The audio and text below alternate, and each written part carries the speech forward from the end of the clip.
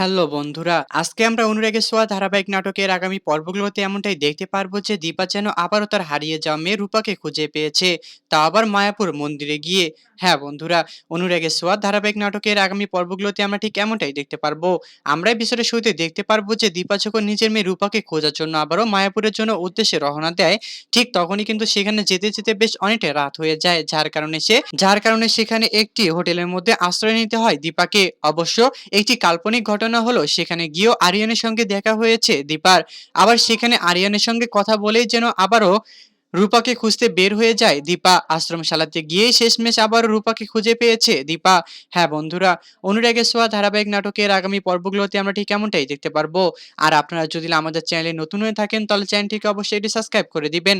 আর আজকের এই এপিসোডটি আপনাদের কাছে কেমন লেগেছে তা অবশ্যই আমাদেরকে কমেন্ট করে জানাতে একদমই ভুলবেন না। ধন্যবাদ সবাইকে এতক্ষণ আমাদের সাথেই থাকার জন্য।